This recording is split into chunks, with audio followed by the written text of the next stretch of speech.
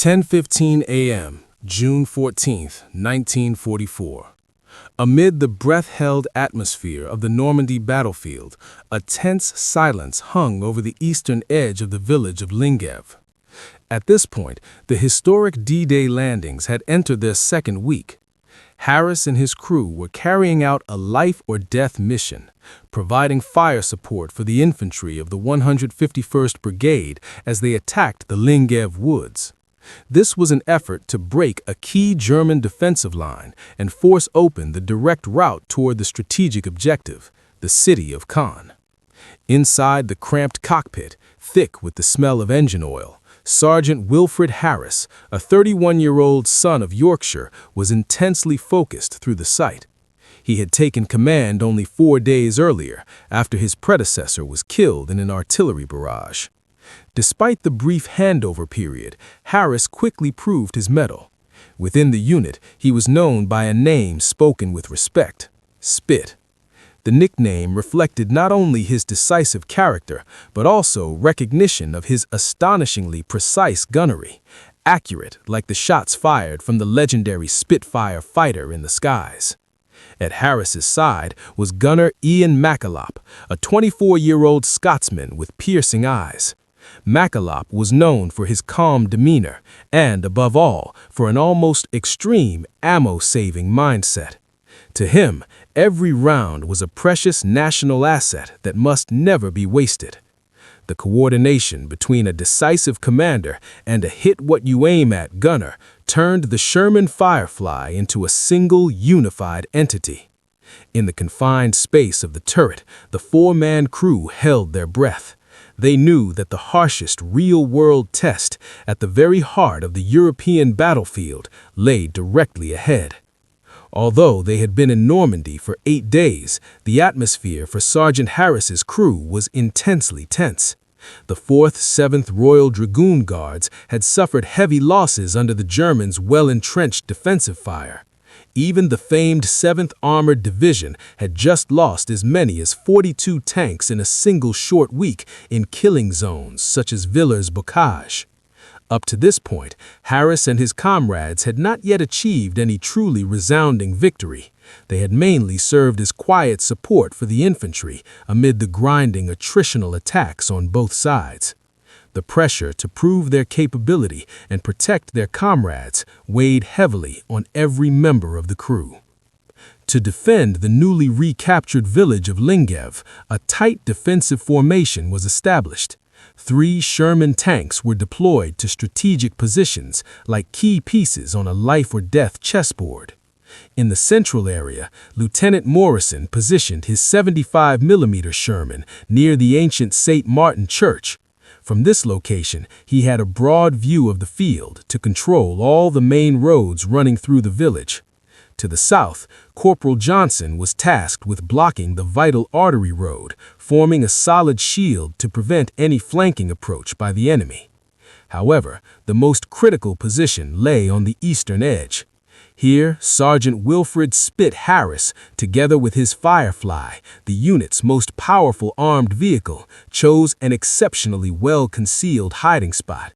With the long, formidable gun barrel pointed straight down the road leading to Tilly-sur-Selle, Harris held his breath and waited. He knew that an inevitable counterattack by enemy armored forces was about to begin, and that his Firefly was the greatest hope for breaking its spearhead. Within this formation, a harsh truth was clear. The 2 standard Shermans with 75mm guns could serve only in a close support role. At longer ranges, their firepower was virtually incapable of penetrating the thick armor of the German Panther tank. All responsibility for directly confronting the enemy armor now rested on the shoulders of Harris and gunner McKillop. Their Firefly was the only trump card equipped with a gun powerful enough to engage the enemy from a safe distance. While the other tanks had to hide behind hedgerows and brush to avoid enemy observation, Harris's crew was ready for an uneven fight. They were the final shield holding this village. Behind the haze of the battlefield, the Germans made a fatal mistake by failing to recognize the presence of a concealed wild card. They assumed that only ordinary Shermans with weak firepower lay before them. In reality, it was the Sherman Firefly, an urgently developed British variant designed with a single purpose: to confront and destroy armored monsters like the Panther and the Tiger. The Firefly's most fearsome weapon was the 17-pounder, a gun distinguished by its exceptionally long barrel. When firing armor-piercing ammunition, its muzzle velocity reached 884 meters per second, powerful enough to penetrate even the most formidable armor. A particularly interesting detail lay in the art of camouflage. To deceive the enemy, the lower half of the gun barrel was painted a light color to blend with the sky, creating the illusion of a shorter barrel. From a distance, the Firefly looked exactly like a standard Sherman, luring German crews into range without their realizing it. To obtain this power, the British Army had to overcome seemingly insurmountable obstacles. The Firefly project was rejected 3 times, as experts believed that mounting such a massive gun in the cramped turret was madness. Technically, this was an enormous challenge. The new gun was 1.2 meters longer than the standard weapon, shifting the center of gravity and producing tremendous recoil. In early trials, each shot could shove the 33-ton tank violently backward. Despite the doubts, seasoned officers such as Lieutenant Colonel George Whitteridge fiercely defended the project. Having been badly wounded in North Africa when his tank was knocked out by the Germans, Whitteridge understood better than anyone the value of firepower. He argued resolutely, better to have a gun that's hard to control than to watch our tanks be crushed because their firepower is too weak. By the time of D-Day, only about 342 Fireflies had been produced. Harris's regiment was fortunate to be among the first units to receive this killer, at a rare ratio, just 1 Firefly for every 4 tank troop. And today, that rare vehicle was in the hands of Spit Harris, ready to write history. To turn this seemingly mad idea into reality, British engineers carried out bold modifications, transforming the mild-mannered Sherman into a true beast. The first sacrifice was manpower. The whole machine gunner's position was eliminated entirely. All of that space was repurposed into a massive ammunition stowage, capable of holding up to 77 special rounds, each weighing as much as 17 kilograms. Next, to manage the bulky 17-pounder inside the cramped turret, engineers had to rotate the gun sideways and move the entire radio system outside into a welded steel box mounted at the rear of the turret. Every centimeter of internal space was painstakingly conserved for loading and firing the gun. The result of these efforts was a solution that was somewhat makeshift, yet astonishingly effective. The Sherman Firefly was born, not merely as a military vehicle, but as the Allies' only true night hunter at the time. It was the sole weapon powerful enough to make Germany's elite Panther, cats, tremble in every life-or-death encounter. Back in the present, Sergeant Harris held his breath as he watched through the telescopic sight. 5 massive steel ghosts, Panther Ausf A tanks of the famed Panzer Lehr Division, were lumbering forward across lush green wheat fields. At a distance of just 370 meters, considered extremely close in armored warfare, the stillness of Normandy was torn apart by the sound of iron tracks crushing the damp earth. Harris could clearly feel the vibrations from the enemy's engines drawing nearer. In the oil-saturated air of the turret, he quietly gave an order to McKillop. The moment of history began here. The enemy advancing toward Harris was anything but ordinary. It was the Panzer Lehr Division, a formation created from the finest armored training specialists of the German army. Under the command of Major General Fritz Bayerlein, a tactical master from the Russian and North African fronts, this division was a true iron fist, with more than 200 heavy tanks and 14,000 elite troops. Despite having suffered significant losses from Allied air attacks during its movement, Panzer Lehr remained highly dangerous. At Lingev, it was committing its full strength to a counterattack with a single objective: to drive the British back and protect Keim, a vital strategic link in Operation Perch. In Harris's sight, the Panthers appeared like impenetrable steel fortresses. Their 80mm frontal armor, sloped at a daunting 55 degrees, was a nightmare for every Allied tank crew. At this moment, the Germans were attacking head-on with complete confidence. They were certain of a grim fact: the standard 75mm gun on ordinary Shermans was utterly ineffective against the legendary Krupp steel armor at this range. Even at longer distances, British rounds would be easily deflected by the Panther's perfect armor slope. It was precisely this overconfidence that led the Germans into a deadly trap. They could not imagine that the tank quietly watching them from the edge of the village was anything other than an ordinary Sherman. Behind the sight, Wilfred Harris remained strangely calm. He was unfazed by the enemy's advance because in his hands was the Firefly and its 17-pounder, the only weapon capable of ripping through that proud Krupp armor. The moment the Germans entered, the killing zone had arrived, and Harris was simply waiting for the perfect instant to fire. On the other side of the battlefield, the 5 Panthers were advancing abreast, massive and imposing. Their huge steel tracks crushed weeds and mud, producing harsh, grinding sounds. These were considered the perfect war machines of their time, weighing 45 tons, powered by high-output engines, and armed with 75mm guns with an effective range exceeding 1,500 meters. The German crews of the Panzer Lehr division were hardened veterans.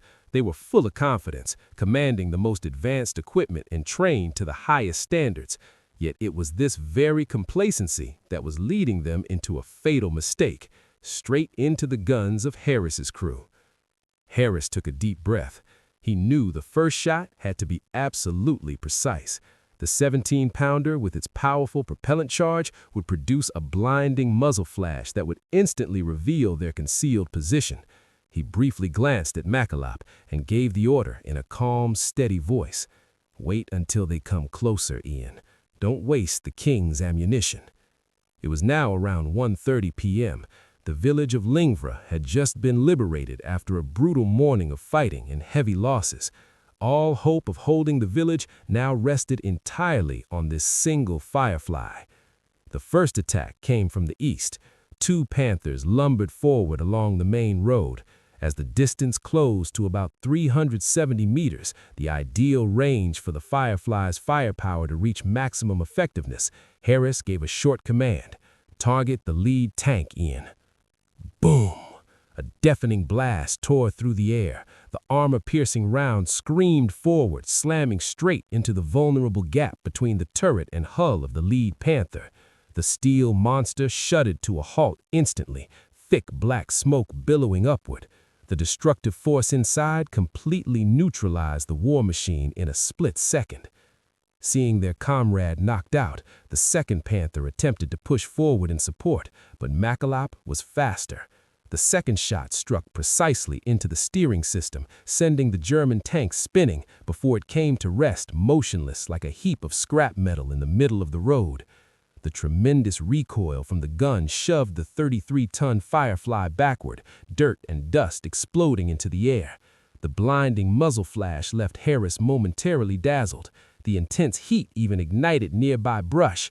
The plume of black smoke inadvertently revealed their firing position, but reeling from the shock of losing their 2 lead tanks, the Germans had no time to regroup and counterattack. The battle had only just begun, and Harris knew the remaining 3 targets were now hunting him. Fully aware that their position had been exposed by the gun smoke, Harris immediately ordered a move. The Firefly backed deeper behind collapsed stone walls and into the bocage, Normandy's characteristic hedgerows. Terrain that was a nightmare for attackers now became a perfect shield for the British crew. Meanwhile, a support team led by Major John Mogg approached the previously disabled Panther to finish it off completely, ensuring the Germans had no chance to recover or repair it. But before they could catch their breath, engines roared again from the west.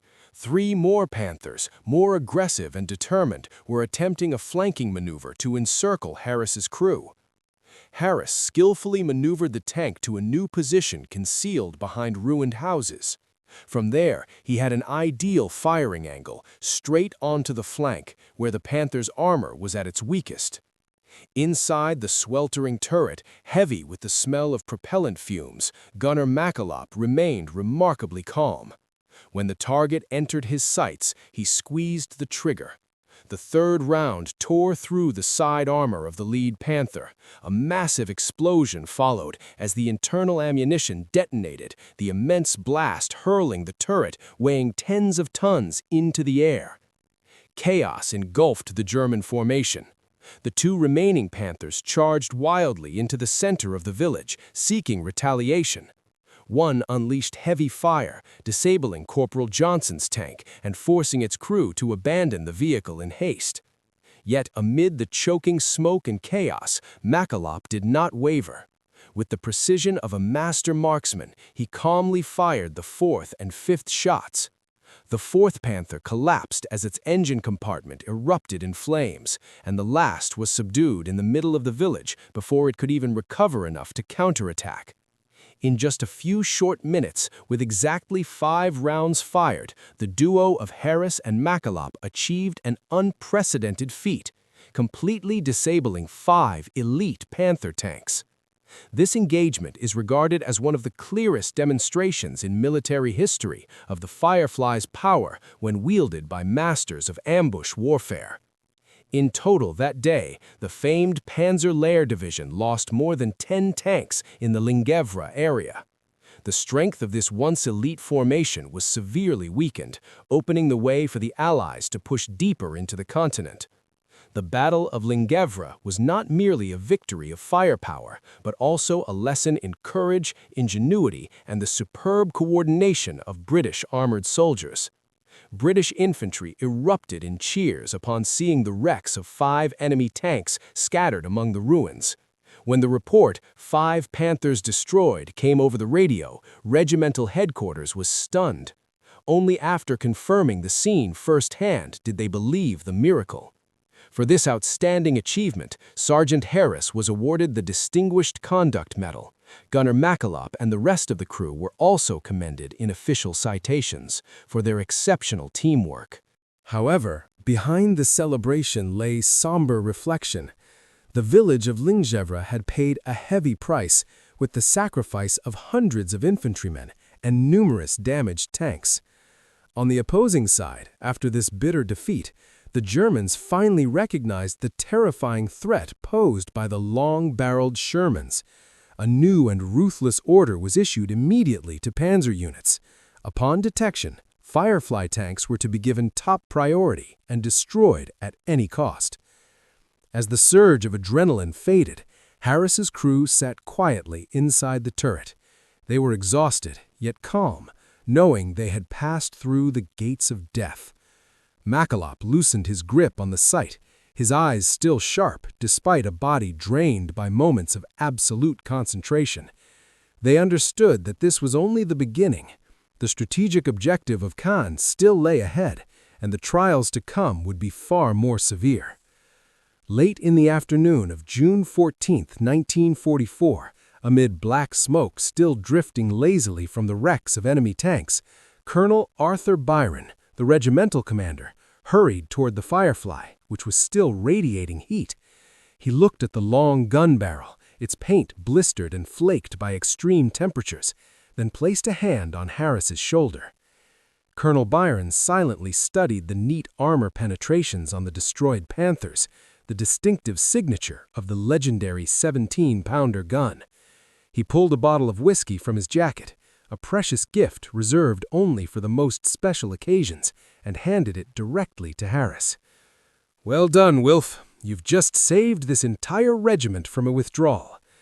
There was no elaborate ceremony, just a firm handshake. That was how British soldiers honored their heroes, quietly, sincerely, and with deep understanding. News of the feat at Lingevre spread like wildfire. By that evening, a report from the 21st Army Group recorded a short but powerful line. One single Firefly destroyed 5 elite Panthers without suffering any losses. The following morning, intelligence officers arrived to measure and photograph the site. They confirmed that all 5 destroyed steel monsters belonged to the 130th Panzer Regiment, the elite formation of Panzer Lehr, manned by its most experienced crews from the Eastern Front. The emblem of an arm holding a sword was still clearly visible on the wrecks, a stark testament to the bitter defeat of Germany's finest armored troops. This report was quickly forwarded straight to the desks of senior commanders, such as Montgomery and Eisenhower. It became irrefutable proof supporting those once dismissed as madmen for stubbornly backing the Firefly project. Thanks to the achievements of Harris and McAlop, Firefly production was immediately pushed to maximum output. From its modest beginnings, by the end of the campaign, more than 2,100 Fireflies had been converted and deployed across battlefields throughout Western Europe. The Battle of Lingevre officially ushered in the era of the Black Panther hunter, the new terror of Nazi Germany's armored forces. The Firefly's growing fame also made it Germany's #1 enemy. Panzer commanders quickly learned to identify its telltale features, the unusually long barrel and the radio box protruding from the rear of the turret. A brutal order was issued. Fireflies are to be destroyed before all other targets. German gunners began hunting long-barreled Shermans from long range to exploit their superior reach. At the same time, German infantry were heavily equipped with handheld Panzerfaust anti-tank weapons to ambush Fireflies within the tight hedgerow labyrinths of the bocage. The cost was enormous. By early August 1944, British forces had lost as many as 43% of all Fireflies deployed in Normandy, yet their effectiveness was beyond dispute. Fireflies accounted for more than 60% of all German heavy tanks destroyed by British armored units during this period. In the blazing cauldron of the summer of 1944, Harris and McKillop continued to fight with unwavering determination. Their Firefly survived miraculously through some of the fiercest operations, Epsom, Goodwood, and especially the deadly Falaise Pocket, where the once famed Panzer Lehr division was nearly wiped out entirely. The story of the 5 shots at Lingevre would forever be remembered as one of the most heroic chapters in Allied armored history. Over 72 relentless days, from Lingevre until the Falaise encirclement closed, Harris's crew destroyed 9 additional targets, bringing their confirmed total to 14. Their Firefly endured the inferno, absorbing 11 enemy hits and twice narrowly escaping Panzerfaust attacks, its sloped armor causing the rounds to ricochet harmlessly away. Gunner Ian McKillop also etched his name into history with an astonishing gunnery record. Throughout the entire campaign, he fired only 47 rounds, yet 31 struck moving targets. His 66% accuracy rate at ranges between 200 and 700 meters later became a model curriculum at the Bovington Armored School, a testament to the fusion of British technology and the skill of a Scottish soldier. When peace returned in 1945, rather than pursuing a celebrated military career, Wilfred Harris went back home to Yorkshire. He opened a small auto repair garage on the outskirts of Leeds. For 40 years, he devoted himself to engines and casual conversations about football with customers. No one in town knew that the gentle mechanic had once been the terror of German panzer units. Whenever someone asked about the DCM displayed in his cabinet, he would simply smile and say, "Oh, just luck." Meanwhile, Ian McKillop returned to Scotland and became a mathematics teacher in Edinburgh. With the same absolute precision that once allowed him to destroy 5 Panthers, he now used it to teach students equations in the Pythagorean theorem. To him, education was what truly shaped the future of the next generation. As for the Sherman Firefly, once a project rejected 3 times, it became a symbol of wartime innovation. With more than 2,100 vehicles converted, Fireflies destroyed an estimated 900 German armored vehicles, an unprecedented record. More importantly, the legendary 17-pounder gun later became the foundation for the firepower of the Centurion tank, the British king of the battlefield throughout the Cold War. Today, at the Bovington Tank Museum, visitors can see a perfectly restored Firefly VC with its barrel camouflaged half white and half green, exactly as soldiers did in 1944 to deceive the enemy.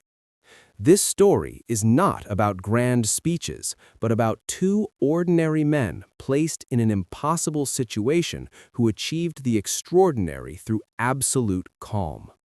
They sought no recognition. They simply wanted to do their duty and return home. Yet, whenever we look back at history, we will always remember Harris and McKillop, men who changed the course of the war with 5 precise shots on a June morning, then quietly faded back into the flow of everyday life.